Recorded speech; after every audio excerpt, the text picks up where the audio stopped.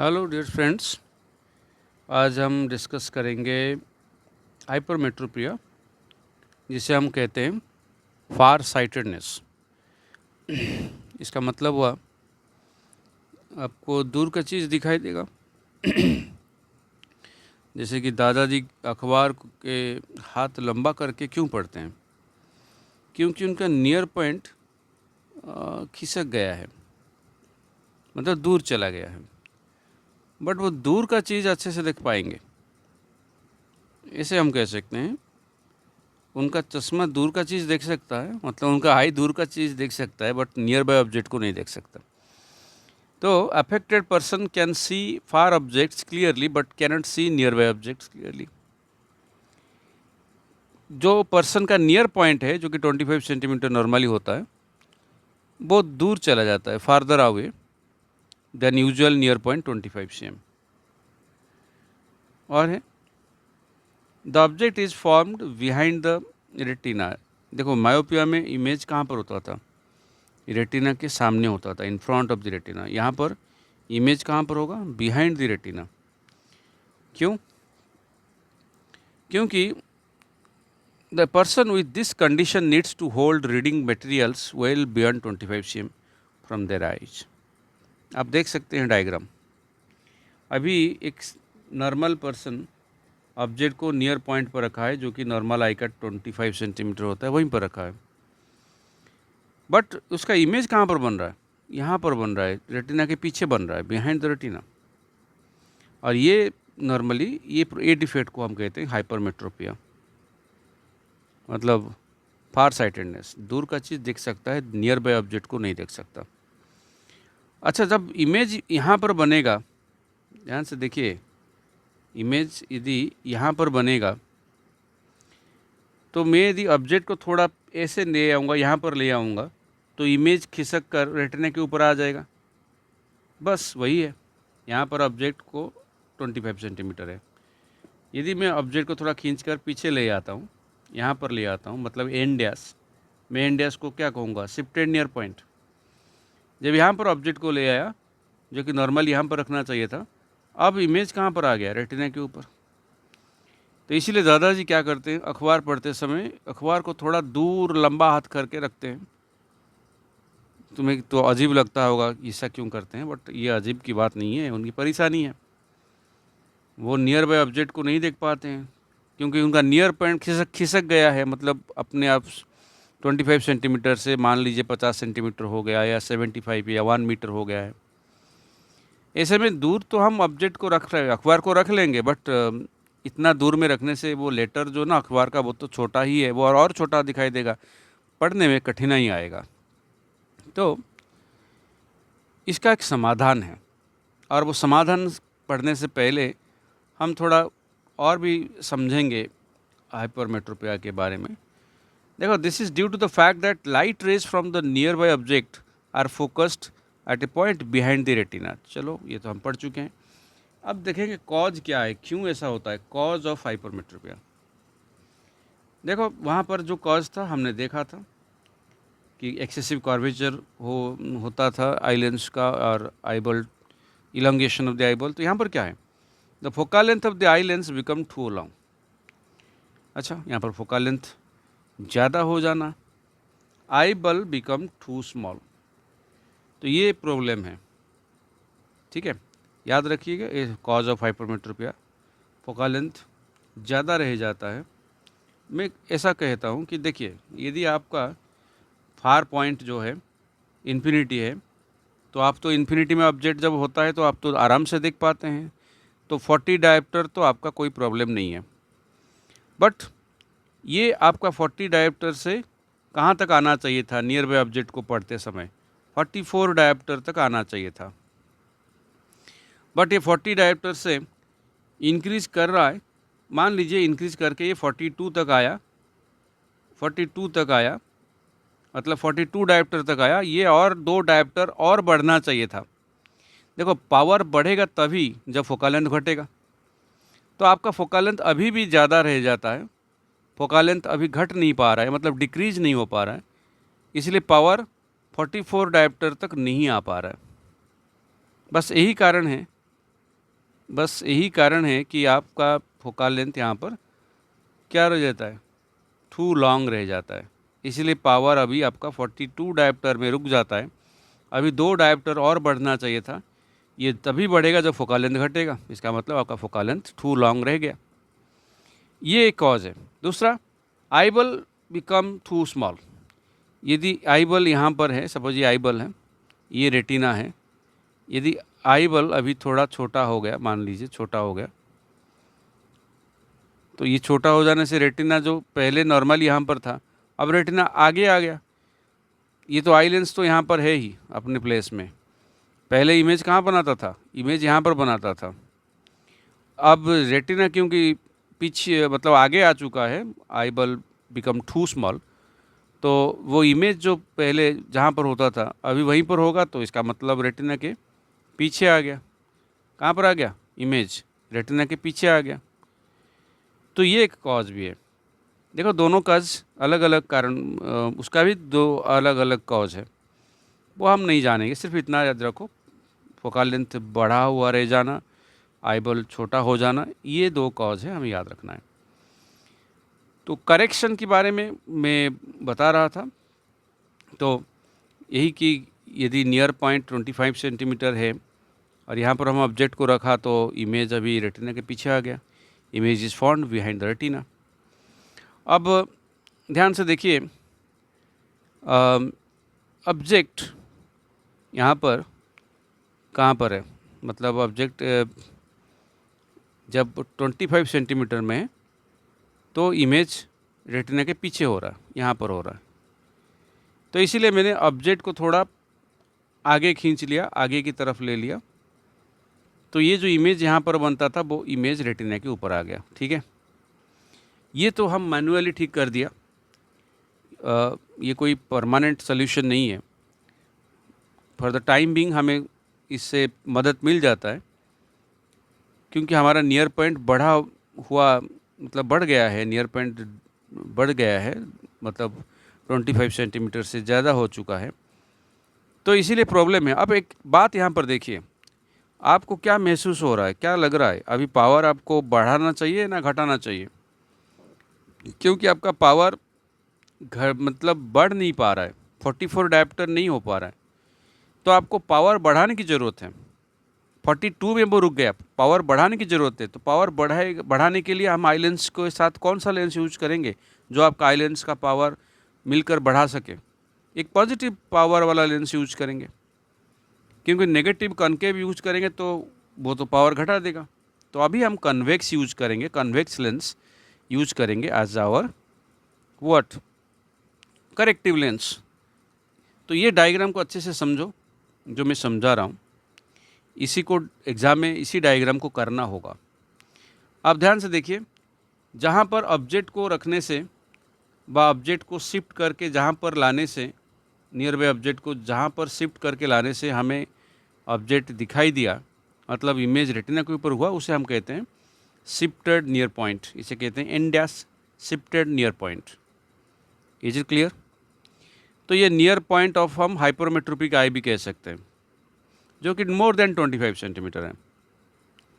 Is it clear? More than 25 centimetre. अब एक काम करते हैं, आप जानते हैं कि कन्वेक्स लेंस को हम कन्वर्जिंग लेंस कहते हैं। जब हमें करेक्टिव लेंस यूज़ करना है तो ऑब्जेक्ट को हम कहाँ पर रखेंगे? 25 सेंटीमीटर में रखेंगे। मतलब यहाँ पर अखबार मैंने रख दिया, कहाँ पर रख दिया अखबार? 25 सेंटीमीटर में। यहाँ पर अखबार में कुछ लिखा हुआ है सपोज, और ये जो अखबार से जो रेज जा रहा है वो डाइवर्जिंग होके जा रहा है, डाइवर्जिंग होके जा रहा है, बट किसके ऊपर आके इंसिडेंट हो रहा है? वो आके इंसिडेंट हो रहा है कन्वेक्स लेंस के ऊपर। क्योंकि कन्वेक्स लेंस कौन सा लेंस है? देखिए, कन्वेक्स लेंस कन्वर्जिंग लेंस है, तो यहाँ पर ये ऐसे डाइवर्स तो नहीं करेगा, ऐसे डाइवर्स तो नहीं करेगा, वो क्या करेगा? वो उसको कन्वर्ज करेगा। ध्यान से देखिए, ये रे यदि यदि एक करेक्टिव लेंस कन्वेक्स लेंस यहाँ पर ना होता तो ये रे सीधा चला जाता, ऐसे चला जाता, क्या चला जाता? ऐसे चला जाता, सीधा चला जाता। हो सकता है कि ये आई लेंस के थ्रू पास ही नहीं करता। बट ये जो कन्वेक्स लेंस है, यानी जो करेक्टिव लेंस है ये वाला, ये इसको यहाँ पर क्या कर देता है, कन्वर्ज कर देता है। ध्यान से देखिए, ऐसे जा रहा था बट इसको कन्वर्ज कर दिया। ये तो ऐसे जा रहा था, ये इसको कन्वर्ज करके आई लेंस में डाल दिया। ये वाला भी ऐसे जा रहा था बट यहाँ से कन्वर्ज होकर आई लेंस में ऊपर आ गया। बट यहाँ ध्यान से देखिए, अभी ये कन्वर्ज तो हो रहा है और आई लेंस में आके गिर रहा है, इंसिडेंट हो रहा है, और यहाँ से वो फिर से फर्दर कन्वर्ज होकर रेटिना के ऊपर आ रहा है। अब सवाल है कि जो अखबार यहाँ पर है जिससे रेज पहले जाकर करेक्टिव लेंस के ऊपर इंसिडेंट हो रहा है, तो ये लेंस उसका एक इमेज बनाएगा, ठीक है, क्योंकि इस करेक्टिव लेंस यानी कन्वेक्स लेंस के सामने ये अखबार एक ऑब्जेक्ट है, तो इस ऑब्जेक्ट का इमेज ये बनाएगा ना नहीं। यहाँ पर समझने की बात है। बट आई लेंस, ये जो हमारा आई लेंस है वो 25 सेंटीमीटर में ऑब्जेक्ट को नहीं देख सकता। मतलब हमारा आई 25 सेंटीमीटर में ऑब्जेक्ट होने से रेटिना के ऊपर इमेज नहीं बना सकता। बट हमने क्या किया, उस ऑब्जेक्ट को 25 सेंटीमीटर में थोड़ा ज़्यादा, मतलब 50 सेंटीमीटर 75 सेंटीमीटर जो भी हो, उसको हम इंडिया से यहाँ पर ले रहे हैं सिंबल, मतलब शिफ्टेड नियर पॉइंट। जब हम शिफ्टेड नियर पॉइंट पर ऑब्जेक्ट को रखा तो ये आई लेंस उसको कन्वर्ज करके रेटिना के ऊपर इमेज बना दिया। अब वही काम ये करेक्टिव लेंस करेगा। ये करेक्टिव लेंस क्या कर रहा है, ये जो अखबार है वह ऑब्जेक्ट है जिसका एक डाइवर्जिंग बीम आकर इस करेक्टिव लेंस के ऊपर इंसिडेंट हुआ, ये उसका एक virtual erect and magnified image, virtual erect and magnified image इस अखबार का एक वर्चुअल एंड, मतलब इस अखबार का एक virtual erect and magnified image कहाँ बना देता है, हमारा शिफ्टेड नियर पॉइंट पे बना देता है। बस यही कारण है कि भले जहाँ पर 25 सेंटीमीटर में भले हम अखबार रखे हैं, अब ऑब्जेक्ट रखे हैं, उसका इमेज शिफ्टेड नियर पॉइंट पे बन रहा है बट बड़ा बन रहा है। इसलिए हमारा आई लेंस को एक ऑब्जेक्ट की ज़रूरत था। देखो, पहले जब हम यहाँ पर अखबार रखे थे, पहले जब हम शिफ्टेड नियर पॉइंट में अखबार रखे थे तो अखबार का साइज आई लेंस के लिए और छोटा हो गया क्योंकि दूर चला गया। अब वही अखबार को ये कन्वेक्स लेंस उसका एक virtual erect and magnified image बना देता है। देखो, ओरिजिनल अखबार का साइज छोटा है बट एक कन्वेक्स लेंस जो अखबार का इमेज बना रहा है शिफ्टेड नियर पॉइंट पर, मतलब एंडियास पर जो इमेज बना रहा है, वो इमेज मैग्नीफाइड है, बड़ा है साइज में। इसलिए आई लेंस के लिए कोई प्रॉब्लम नहीं है, इसको पढ़ने में कोई प्रॉब्लम नहीं होगा, उसको फील ही नहीं होगा कि इमेज यहाँ पर है। बट याद रखो, ये जो कन्वेक्स लेंस जो इमेज बना रहा है, मतलब अखबार बना रहा है, एंडियास में इमेज बना रहा है, ये इमेज आई लेंस के लिए ऑब्जेक्ट है। समझ में आ रहा है? ये इमेज क्या है, आई लेंस के लिए ऑब्जेक्ट है। ध्यान से देखिए, मैं फिर से आपको समझा देता हूँ। ये जो रे डाइवर्जिंग होके यहाँ पर आके इंसिडेंट हुआ, जब ये यहाँ से कन्वर्ज हो रहा है, इसको जब कन्वर्ज हुआ, इसको जब हम बैकवर्ड ड्रॉ करेंगे ना तो वो यहाँ पर आके मीट करेगा। और आपको मालूम है, कन्वेक्स लेंस जब वर्चुअल इमेज बनाता है तो वो मैग्नीफाइड बनाता है। क्यों? क्योंकि कन्वेक्स लेंस के फोकस और ऑप्टिकल सेंटर के बीच में ऑब्जेक्ट रहेगा तो वो मैग्नीफाइड बनाता है।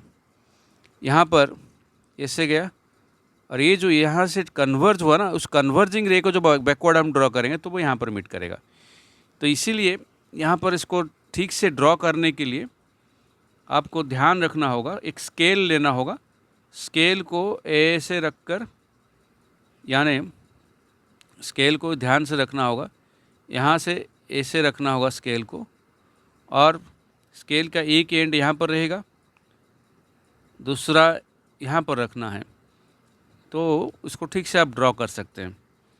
ठीक है, तो इस प्रकार हमारा ये समस्या दूर होगा।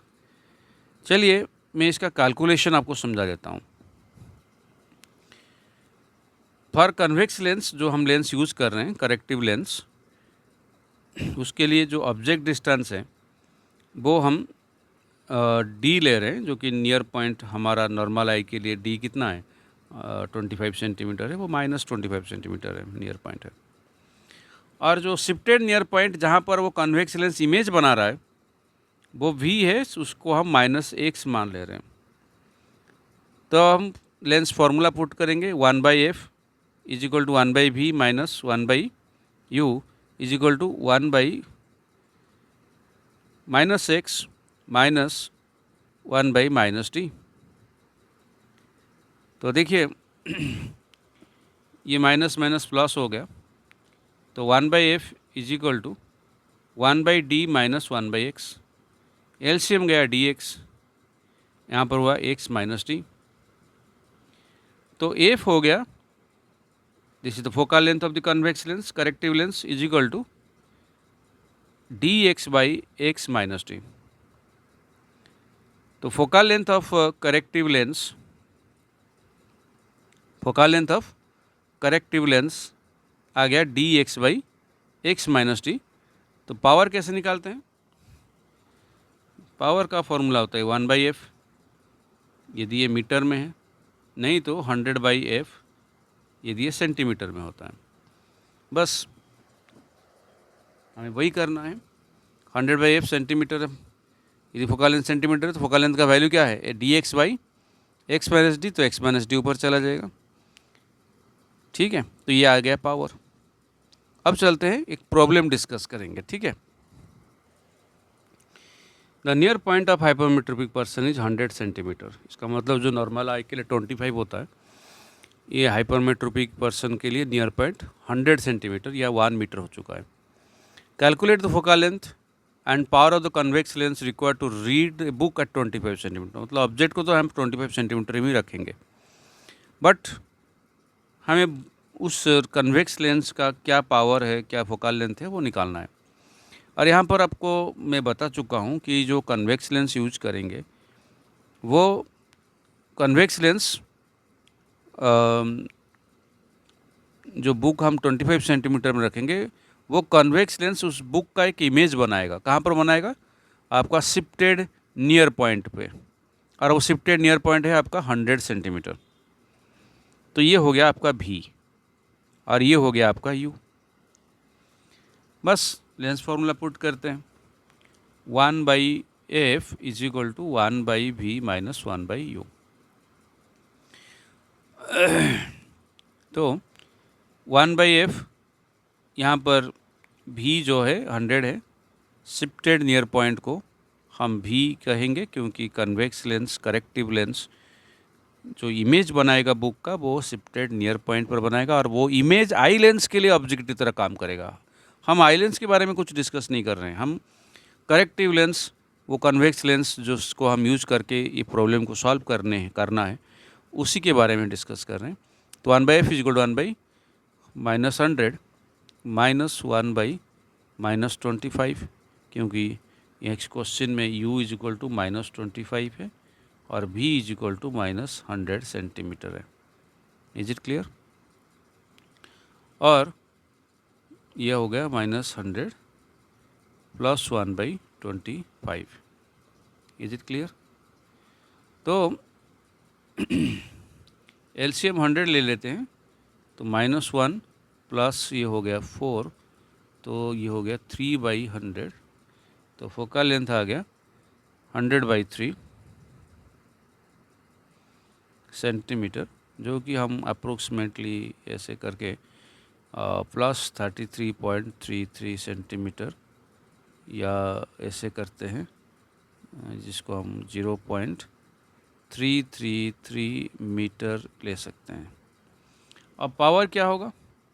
Power is equal to 100/f, यदि सेंटीमीटर में है तो 100/f आपका कितना है, 100/3, तो 100/3 लिख दो यहाँ पर, तो ये 100 कट गया तो 3 डायोप्टर, तो पावर आ गया। Is it clear? आशा करता हूँ आपको ये टॉपिक समझ में आ गया होगा। आपको यदि कोई भी डाउट है तो कमेंट में अवश्य पूछें, मैं उसका समाधान ज़रूर करूँगा। Thank you again for watching.